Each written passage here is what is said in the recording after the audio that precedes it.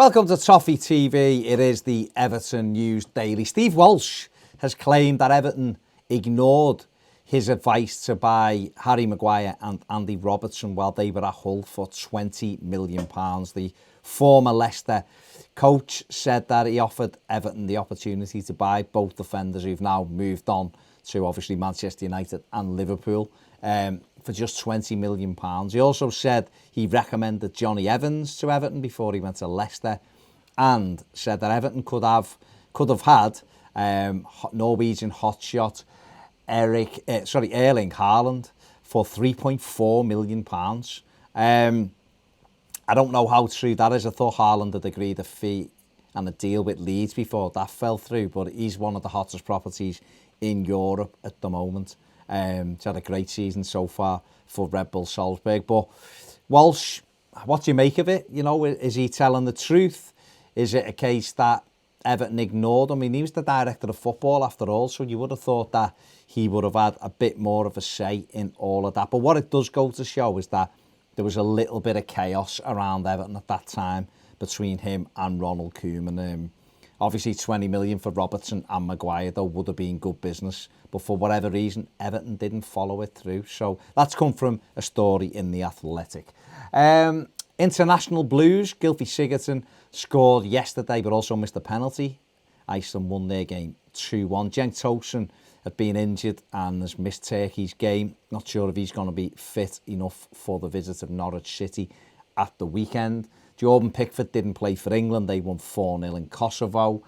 Tom Davies should play for England under 21s against the Netherlands tomorrow. He captained the side in a 4-0 win on Friday, and he should be available as well.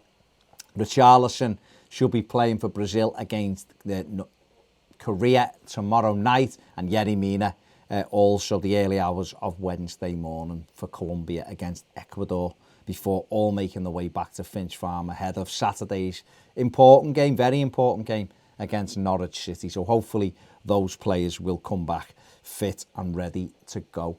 Djibril Sidibe has done an interview with a French newspaper and called Liverpool a bit of a sad city. Said he lives in Manchester.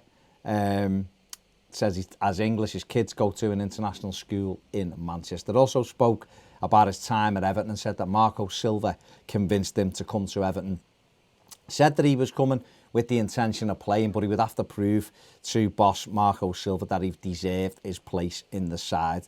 He's done that of late and got in, and is now currently keeping Seamus Coleman out. Said there is an option to buy at the end of the season, but he will have his say as well when they sit down to discuss terms with Monaco. He also said that Everton players should use Bernard as an example of how much effort and fight to put in every game. He said Bernard is only tiny, but look at the effort and the hard work that he puts in. He said he's technically fantastic, but works so hard for the team, and we all should match those levels.